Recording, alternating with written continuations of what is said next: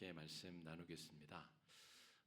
로마서는 로마에 있는 성도들에게 쓴 바울의 편지입니다. 그런데 로마 교회는 바울이 세우지를 않았어요. 다른 교회들은 대부분 바울이 세우고 신앙교육을 처음부터 잘 시킨 교회들인데 로마 교회는 바울이 세운 적이 없어요. 자기가 세우지 않았는데 교회가 이미 형성되어 있었고 그 사람들에게 편지를 써가지고 복음의 정수를 전해줘야 되는 겁니다. 그래서 로마서가 굉장히 중요한 책이기도 하고 복음을 이해하기 위해서 이거보다 더 상세하고 자세히 적혀있는 책이 없는 이유도 거기 있는 겁니다. 그 중에서도 로마서의 절정이라고 한다면 8장입니다. 8장. 성령과 동행하는 삶. 그게 다음 주에 우리가 살펴볼 내용인데 성령과 동행하며 사는 삶을 위해서 반드시 거쳐야 되는 질문이 오늘 사람 내면 안에 존재하는 이 내적 갈등에 대한 이야기, 오늘 7장 본문에 대한 이야기입니다. 내 안에는 선을 지향하고자 하는 하나님의 뜻, 하나님의 마음대로 살고 싶은 그런 지향점이 분명히 있음에도 불구하고 내 육체는 끊임없이 죄악됨을 원하고 죄악된 쪽을 선택하고 있는 나의 이 영적인 모순 상태에 대한 이 한탄 어린 외침이 7장 뒷부분을 관통하고 있습니다. 이 질문에 대한 답으로서 성령과 동행하는 삶에 대한 아주 중요한 이야기를 8장에서부터 이제 하게 됩니다. 자, 15절 말씀 같이 한번 읽어보겠습니다. 시작. 나는 내가 하는 일을 도무지 알 수가 없습니다. 내가 해야겠다고 생각하는 일은 하지 않고 도리어 해서는 안 되겠다고 생각하는 일을 하고 있으니 말입니다. 바울 안에 이런 내적 갈등이 심각하게 존재하고 있다는 이야기를 지금 하고 있는 겁니다. 내 안에 또 다른 내가 있어서 끊임없이 갈등과 반목을 반복하고 있는 어떤 그런 상태, 이것을 우리가 흔히 사춘기라고 부릅니다. 사춘기는 한자어로는 생각사자의 봄춘자, 그리고 어떠한 시기를 나타내는 기자를 쓰죠. 그래서 말 자체는 정말 예쁘고 멋진 말입니다. 생각의 봄이 찾아온 계절, 생각의 봄이 찾아왔다는 거죠. 봄이 찾아오면 막 꽃도 피고 새싹이 나고 새로운 이파리가 움돋고 하지 않습니까? 그런데 그런 것을 막고 싶다고 해서 막을 수 있는 게 아니죠. 우리 자녀들도 어떤 시기가 되면 신체적으로는 2차 성징이 드러나고 그리고 머릿속에서는 자기만의 생각, 그동안의 부모님, 선생님이 가르치고 주입받았던 것이 아니라 내가 경험하고 내가 만나고 싶은 세상에 대한 열망이 움돋게 됩니다. 봄에 꽃이 피듯이 생각의 봄이 찾아오는 절기가 사춘기입니다. 그래서 사춘기는 반드시 지나야 되고 그 시간 동안에 우리에게 어마어마한 일이 벌어지게 됩니다. 우리 자녀들에게 있어서 사춘기가 아주 중요한 시기인 것이죠. 우리 노아의 서재 신간 중에 사춘기 엄마의 오장육부라고 하는 책이 있습니다. 사춘기 자녀를 둔 엄마들의 이 썩어 문드러지는 가슴을 공감하자는 내용의 그런 책인데요. 비슷한 시기에 자녀를 두신 분들은 빌려가서 보시면 재밌을 것 같고요. 우리 일반적으로는 그런 사춘기를 겪는 자녀들이 있다면 바울에게 있어서는 영적인 사춘기가 존재한다는 거예요. 영적인 사춘기란 무엇이냐? 우리가 방금 읽은 15절을 다시 한번 보겠습니다. 15절. 나는 내가 하는 일을 도무지 알 수가 없습니다. 내가 해야겠다고 생각하는 일은 하지 않고 도리어 해서는 안 되겠다고 생각하는 일을 하고 있으니 말입니다. 이 말은 여러분 바울이 이 말을 하고 있다는 것이 굉장히 이상한 상황입니다. 왜냐하면 바울은 예수 만나서 변화되기 전에 바리새인 중에 바리새인이었어요. 바리새인 중에 바리새인이라는 말은 겉보기에 아무것도 거리낄 게 없는 사람입니다. 죄인으로서 지적받을 행동을 하나도 하지 않는 사람이 바리새인 중에 바리새인 바울이었단 말이에요. 그런데 바울이 다메섹 도상에서 예수님을 만난 이후로 예수 그리스도를 주인으로 모신 다음에 심각한 내적 갈등을 겪고 있다는 거예요. 영적 사춘기가 시작됐다는 거예요. 그 전에 이 율법에서는 다른 사람에게 걸리지만 않으면 죄가 되지 않습니다. 그런데 지금 바울의 내면에 성령께서 내주하시면서 모든 것을 감추거나 비밀로 붙일 수 없는 상태가 되어버렸다는 거죠. 헤르만 헤세의 아주 유명한 소설 데미안이라는 소설에는 싱클레어라고 하는 애가 사춘기를 겪는 과정이 등장합니다. 나중에 1차 세계대전 참전하는 이야기까지 쭉 성장소설로 연결이 되지만 이 소설의 본질은 이 소설이 클래식으로 고전으로 오랜 시간 동안 전 세계 사람들에게 사랑받는 이유는 다층적 해석이 가능하기 때문입니다. 표면적인 그 소설의 이해뿐 아니라 생각하면 생각할수록 곱씹을 게 나오고 묵상할 이야기들이 많이 나오기 때문입니다. 그 중에 아주 유명한 문장이죠. 새는 알을 깨고 나온다. 알은 곧 세계다 라고 하는 요 말로 시작하는 문장이 이 데미안의 백미입니다. 여기서 알은 그 싱클레어를 가두고 있었던 안전한 세상을 말합니다. 부모의 세상, 부모가 모든 문제든 막아주고 해결해주고 부모의 말대로 하면 그저 안전하다고 여겨지는 세상이 바로 알입니다.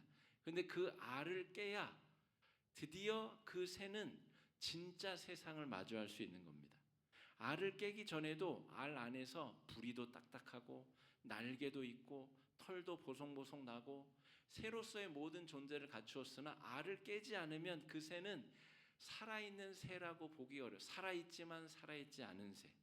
알을 깨고 나와야 진짜 세상에 날개를 퍼덕이며 창공을 가를 수 있는 새로서 본격적으로 성장할 준비가 되는 거죠. 그러니까 새는 반드시 알을 깨야 되고 알은 또 다른 세계를 의미합니다. 부모가 만들어준 세계, 선생님이 알려준 세계. 그런데 우리는 모두가 언젠가 그 세계를 부숴야 자기가 경험하는 진짜 세계를 마주할 수 있다는 이야기를 하고 있는 거죠. 오늘 바울도 똑같은 이야기를 로마의 성도들에게 하고 있는 겁니다. 사춘기가 온전한 자기 자신이 되기 위해서 안전하다고 여겨졌던 부모의 가르침, 부모의 세계관을 고통스럽게 파괴하는 과정. 그래서 사춘기 아이들이 지 방문을 걸어 잠그잖아요. 왜 걸어 잠궈요?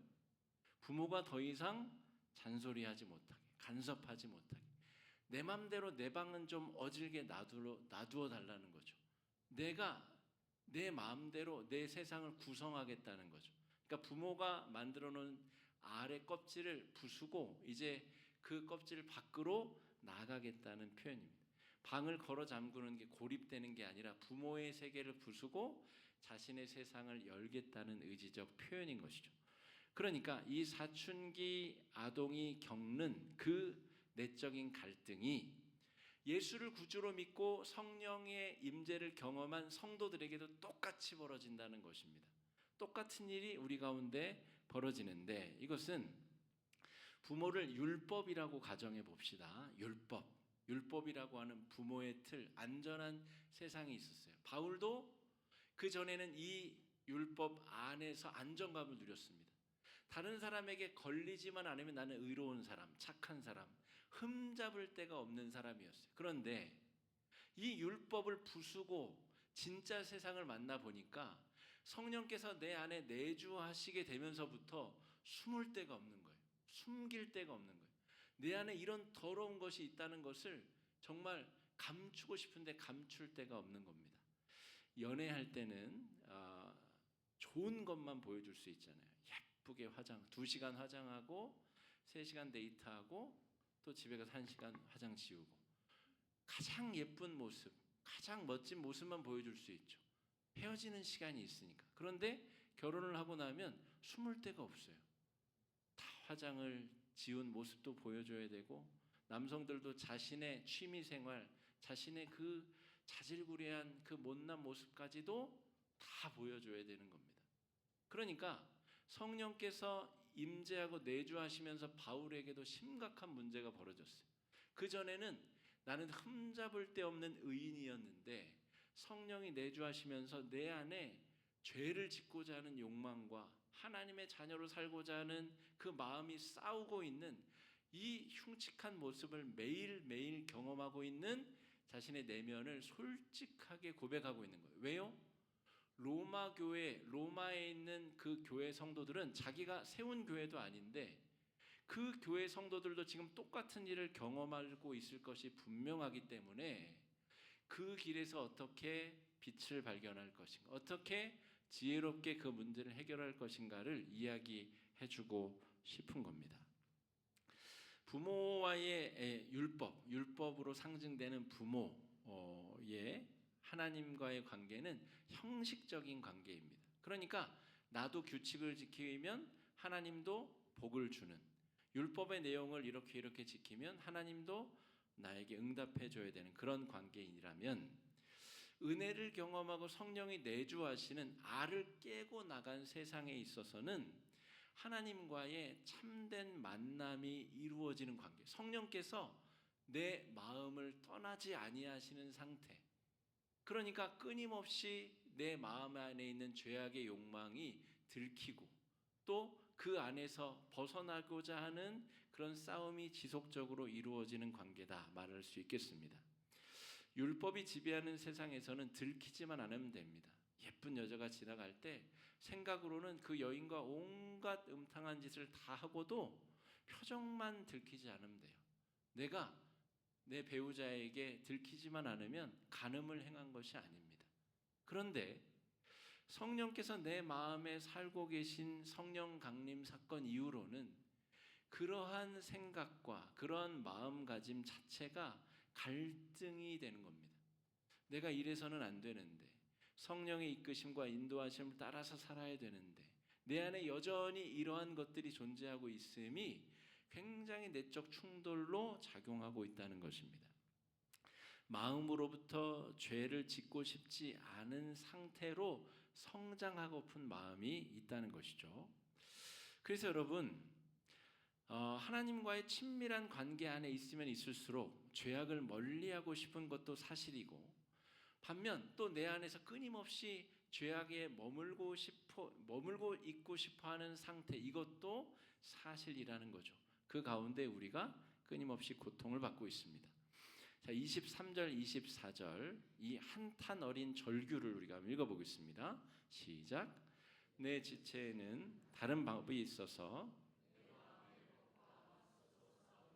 내 지체에 있는 죄의 법에 나를 포로로 만드는 것을 봅니다. 아, 나는 비참한 사람입니다. 누가 이 죽음의 몸에서 나를 건져 주겠습니까? 말씀드렸듯이 여러분, 바울은 최고의 교육을 받은, 한 번도 살면서 율법적으로는 실수나 죄를 범해 본 적이 없는 완벽한 사람. 여러분, 그 친구 아들 중에 그런 애들이 있죠. 진짜 대단한. 근데 그것도 우리가 보고 싶은 것만 봐서 그러지 실제로 걔를 데리고 살면 다른 게 보이겠지만, 여러분, 이 엄친아 중에 엄친아가 바울입니다. 그런데 지금 이 바울이 무슨 고백을 하고 있어요? 이 사망의 몸에서 누가 나를 건져낼까? 내 마음이 매일 지옥이라는 거예요. 하나님의 자녀로 살아야 되는데 끊임없이 죄의 유혹에 시달리고 있는 이 나의 연약한 실존을 이야기하고 있다는 겁니다. 여러분, 스스로의 힘으로 이 죄악의 문제를 이겨낼 수 없다라고 하는 한탄과 자기 고백에서부터 신앙의 성장이 이루어지게 됩니다. 성령의 이끄심과 인도하심을 경험하게 되는 거죠. 아까 데미안의 예를 들면서 새가 알을 깨고 나오는 것이 참된 세상이라고 말씀드렸는데, 병아리가 알을 깨고 나오는 것을 예로 들어봅시다. 여러분, 병아리가 알에서 이미 다 성장했어요. 부리도 뾰족하고 털도 나고 이제 새로서 모든 걸 다 갖췄어요. 그런데 그 알을 벗어나지 못하면 이제 그 알 안에 산소 결핍으로 죽겠죠. 그러니까 조탁 안에서도 쪼고 밖에서도 어미새가 도와주어서 알을 깨고 알을 나와야 되는 겁니다. 알 밖을 나왔더니 이제 한두 걸음 걷다가 픽픽 쓰러지고 넘어질 때 옆에 있는 뾰족한 돌부리에 찔려가지고 몸이 아프기도 하고 이 장렬하는 태양빛에 눈이 부시기도 하고 온갖 일들이 펼쳐질 것입니다. 그러면 그 병아리는 그것이 두려워서 영원히 알 속에 있어야 되는가? 그렇지 않다는 거죠. 또한 병아리가 알을 벗어났을 때 이 아주 뾰족뾰족한 돌과 또 걸을 때 자기 몸을 자기가 잘 세울 수 없는 연약함도 있지만 알 밖에는 어미 닭이 존재합니다. 자기 목숨을 내놓고서라도 자기를 보호하고 자기를 사랑해주는 어미 닭이 알 세상 밖에 존재하고 있다는 거죠. 바울이 이야기하고 싶은 것도 그것입니다. 내 안에 이런 심각한 영적 갈등이 존재하게 된 것도 사실이나 언제까지나 이 상태로 있는 것은 아닙니다. 바로 이제 다음 주 말씀 8장에 건너가 보면 성령께서 내 안에 살아 역사하시고 주장해 주시는 성령의 동행하심과 역사함 때문에 우리는 이 사망의 갈등으로부터 해결책을 발견하게 될 것입니다. 그런데 여러분, 이 7장을 건너가지 않고는 절대로 8장으로 갈 수 없습니다. 자기 자신에 대한 완벽한 절망과 탄식과 나의 노력으로는 이 죄의 사망의 짐을 벗어낼 수 없다라는 명확한 자기 고백이 있어야 성령의 이끄심과 인도하심에 대한 확신으로 나아갈 수 있다는 이야기를 바울이 하고 있는 겁니다. 자기 자신의 추한 모습을 다 내보이면서까지 로마 교회 성도들을 설득하고 있는 것입니다. 지금 여기에 어디 자기 자신은 깨끗하다, 나는 내적 고민이 없다, 나는 잘나고도 잘났다 하는 얘기가 어디 있습니까? 나는 죄인 중에 죄인이고 내 안에 매일 지옥이 펼쳐지고 있습니다라고 하는 이야기를 하고 있는 것이죠.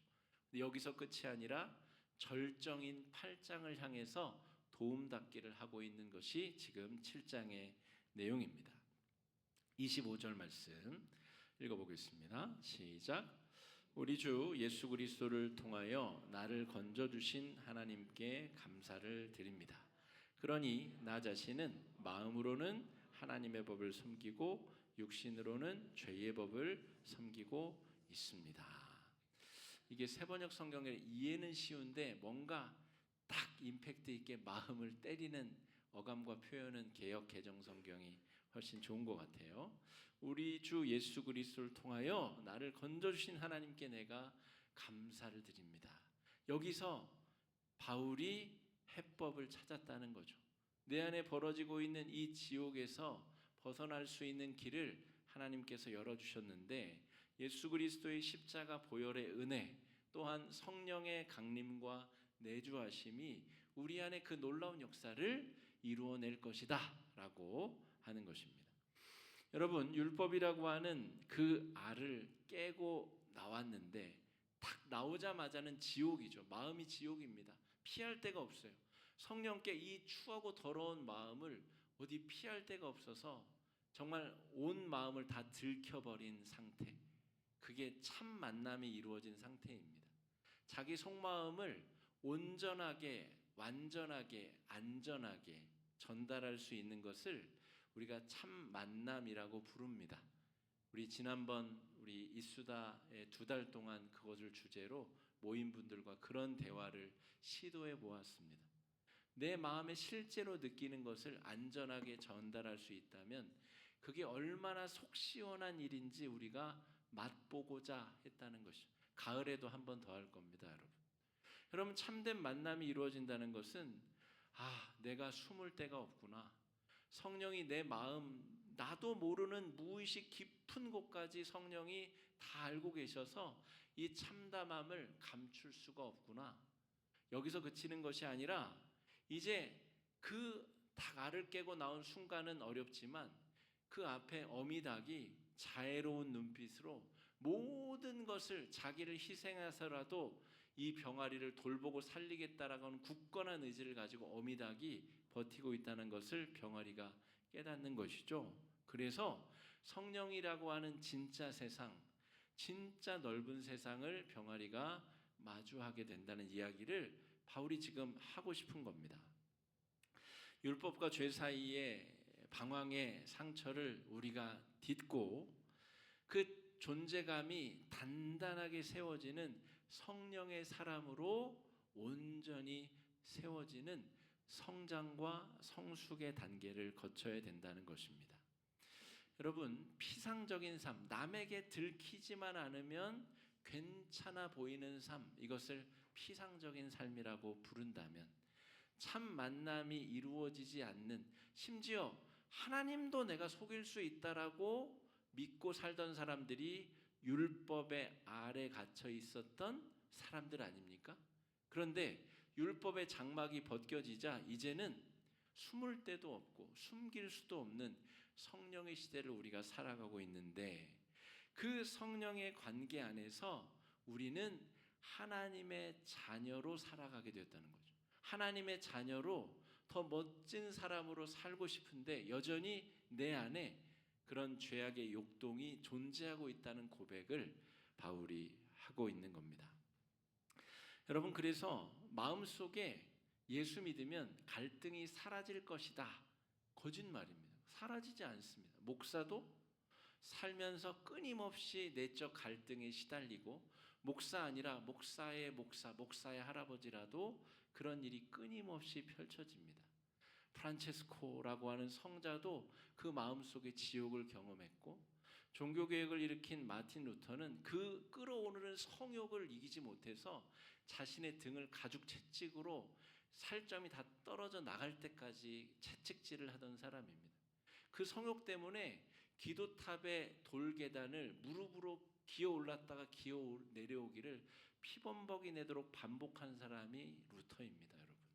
그러므로 모든 사람에게 벌어지는 이 성령 앞에 감출 수 없는 자신의 연약함, 이것을 부인할 것이 아니라, 이건 없다가 아니라 실제로 존재하는데, 이걸 어떻게 우리가 성숙한 사람으로 살아갈 것인가.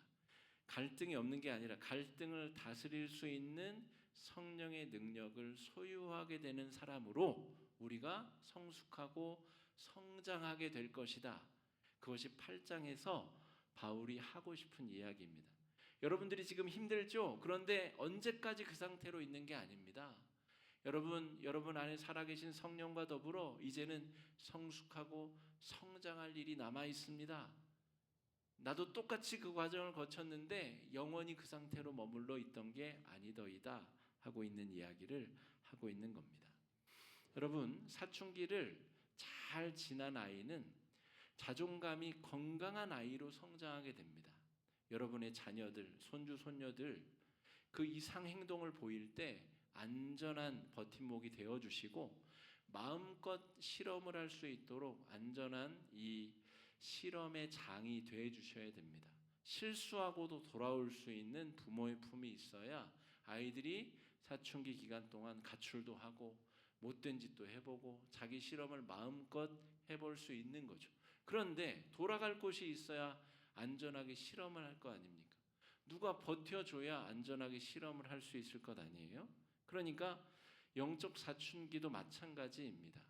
우리 공동체 안에서 연약한 지체들의 그 영적 사춘기를 모두가 같이 버텨내 주어야 그 사람도 성숙하고 성장할 거 아니에요? 오늘 예배 마치고 새가족 환영 식사를 하는데 그 새가족들, 정말 예수 믿은 지 이제 얼마 안 된 병아리와 같은 그 신앙인들이 실수하고 넘어지고 자빠지면 옆에 누가 버텨주고 일으켜주고 함께 해줘야 될 것 아닙니까? 그게 교회로서 마땅히 우리가 해야 될 사명이라고 할 수가 있겠습니다. 여러분, 성령께서 우리 안에 내주하고 계십니다. 그 축복과 은혜를 우리가 누리고 있습니다. 내가 뭐라고, 나 같은 존재가 뭐라고 우주의 창조자가 내 안에 살아 계십니까? 논리적으로 또 효율적으로 전혀 이해가 되지 않는 일이 은혜로 우리에게 주어졌습니다. 그리고 그 성령께서 우리 안에 앞으로 선한 일을 행하실 것입니다. 그 선한 일에 우리의 자신을 온전히 내어 맡기고 온전히 믿음의 길을 한 걸음 한 걸음 뚜벅뚜벅 걷다 보면 언젠가 이만큼 성숙해 있고 이만큼 성장해 있는 내 자신을 발견하게 되리라 믿습니다. 제가 지난달에 그 공룡능선이라는 곳을 걷고 왔는데요. 빠르게 걷는 사람은 한 8시간에도 걷고 느리게 걷는 사람은 한 16시간도 걷는다고 하는 그 등산 코스를 걷고 왔는 저는 한 10시간에는 주파할 수 있을 줄 알았는데 14시간이 걸렸습니다. 14시간. 그런데 제가 걸으면서 5만 가지 생각을 했습니다. 오늘 이 바울의 고민도 떠올랐고, 영적 성숙이라는 것이 무엇인가, 목회라고 하는 건 무엇인가, 제가 온 세상을 지었다 허물었다를 14시간 동안 수없이 반복했습니다. 그런데 걸어도 끝이 안 나는데, 여러분, 끝이 안 나는 길을 걸을 때는 죽자고 걸어야 됩니다. 어차피 걸어야 끝이 나기 때문에 중간에 돌아갈 길이 없어요. 그러니까 끝까지 가보는 겁니다. 그런데 제가 그 경험을 하면서 신앙에 대한 아주 중요한 깨달음과 성찰을 얻기도 하였습니다. 여러분, 바울이 지금 로마 교인들에게 하고 싶은 이야기도 아마도 비슷한 종류의 이야기가 아닐까 싶습니다. 로마 교회 성도 여러분, 지금 어려우시죠? 여러분, 말씀을 풀어 설명해 줄 수 있는 목자도 없고 너무 힘드시죠? 마음의 갈등과 어려움이 너무 심각하시죠? 그런데 여러분, 절대 포기하지 마십시오. 여러분 안에 성령께서 살아계시고 내 안에 역사하신 성령께서 여러분 안에도 지금 먼 거리에 떨어져 있는 얼굴 한번 본 적이 없는 성도들에게 바울이 편지를 쓰고 있는 겁니다. 여러분도 반드시 저와 같은 영적 승리를, 성장을 경험하게 될 것입니다. 다가오는 한 주, 또 남은 반년도 그런 은혜를 경험하는 은혜의 한 주가 될 수 있기를 주의 이름으로 축복합니다. 이 시간에 말씀 의지해서 함께 기도하겠습니다. 기도하실 때에 주님, 우리 안에 처참한 이 내적 갈등과 영적 사춘기를 홍역을 앓듯이 지나고 있는 우리의 연약함을 긍휼히 여겨주시고, 예수 그리스도의 보혈의 은혜와 성령 충만의 성령 내주하심의 은혜로 말미암아 성숙하고 성장하는 신앙으로 자라날 수 있게 달라고 이 시간에 함께 기도하며 나아가겠습니다. 기도하겠습니다.